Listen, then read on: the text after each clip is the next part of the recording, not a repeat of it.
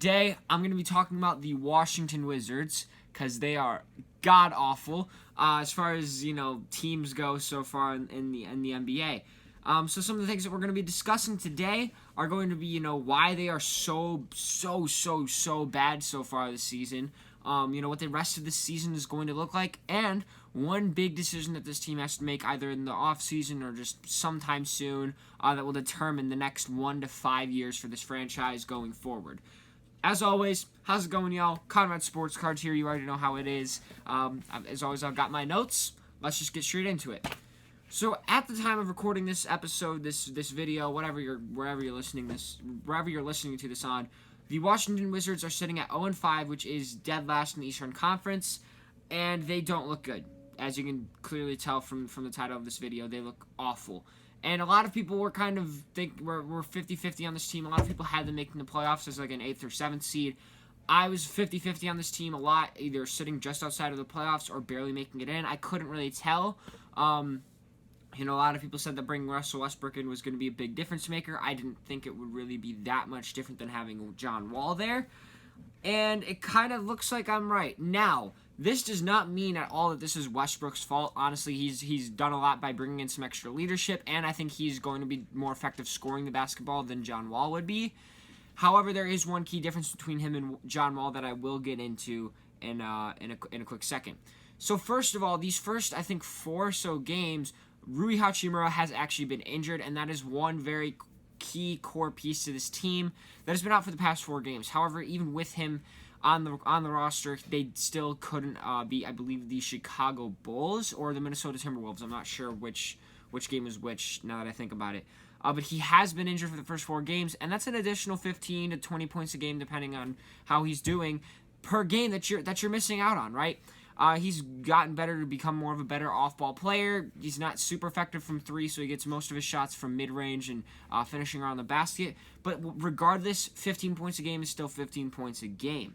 However, like I was talking about with Rui Hachimura, is their spacing, right? He's not an excellent three-point shooter, and this team's floor spacing is absolutely atrocious. First of all, obviously, Rui Hachimura is not a great three-point shooter. We all know Russell Westbrook is not a great three-point shooter either. And Denny Avdia is actually shooting relatively well from 3 this season. I believe like 60%. I want to say 40% from 3 on like 3 attempts per game, 3.5 to 4 attempts per game, which is pretty good, especially for a guy that does not or was considered to not have a jumper coming into the league. Maybe he's fixed it up, or maybe it's just a hot streak where he's doing better at three-point shooting than we're used to seeing. However, Davis Bertons, who they just gave, I believe, a 4-year, $80 million contract to, specifically because he was such a good three-point shooter this season, is averaging 28% from 3. 28% from 3 so far this season. That is awful. For him, 35%, which is about league average, maybe a little bit below average, is bad. But 28% is bad for even like the worst of the worst, or not the worst of the worst, but some pretty bad three-point shooting centers. You have to get that percentage up. That is insanely low. So all of a sudden you have Bertons who can't shoot. I guess Hachimura, who's now struggling to shoot. Avdia, who's stepped it up but is still not exactly like a sniper from 3, and Westbrook, who's not a great three-point shooter. However, Thomas Bryant and Bradley Beal are good at shooting the 3 ball, so they have a little bit of floor spacing, but they don't have a ton, and that's a bit of a problem. Another problem that they have is they have too many guys that need the ball in their hands. While Bradley Beal has worked as an off-ball player in the past, he's developed into a different type of player with John Wall out with an injury, of course, right? He's become that number 1 option. He has become a star/superstar in the NBA. He averaged 30 and 6, 7 last year, 8, like ridiculous numbers last year. You have to put some more respect on his name, and you have to understand that he wants the shots that he feels like he deserves, and he 100% deserves more shots. He 100% deserves to be able to run this offense that he's been working with however many years of his career, right? Russell Westbrook, we all know Russell Westbrook needs the ball in his hands in order to be most effective, and same with Denny Avdia. He is a point forward. One of his best qualities coming into the league was his playmaking ability, and without the ball in his hands, he's become less effective at doing so, and that's not exactly great for him, because once again, while his three-point shooting has gotten better, it could be simply a hot streak. He's not averaging a ton of attempts unless he is averaging 3 to 4, like I'm assuming, or like I'm trying to remember. In which case it's relatively impressive. But regardless, his ability to play make was one of his biggest skills, because he was able to do driving kicks as much as he wanted overseas, right? And that was a good way for him to get some playmaking, and also for him to be a dual threat on the offensive side of the ball. Now, the most important reason, or not the most important, but the biggest reason for their failure, in my opinion, is defense. Besides Bradley Beal, no one on this roster is a good defender. No one. Russell Westbrook is not a great defender. Avdia is not a great defender. Rui is not a good defender. Bertons is not a good defender. Bryant is not a good defender. I believe they still have Jerome Robinson, who's not a great defender. They don't have Ish Smith. Is he on this roster? I believe he's not even the best defender either. I'm not even sure if he's on this roster, but I'm kind of just going with it. They don't have defense. They're one of the worst defenses in the entire league last season, and they did not improve upon that whatsoever. Having John Wall in to replace Westbrook would have provided them with more defense. That's what I was saying before. That's the one major difference between Wall and Westbrook. While Westbrook is probably more effective scoring the ball, John Wall provides more defense, and they do need more defense, because right now they are absolutely terrible on that side of the ball, and it's really screwing them over, because they can't stop anything whatsoever. If someone gets inside, it's pretty much an automatic bucket.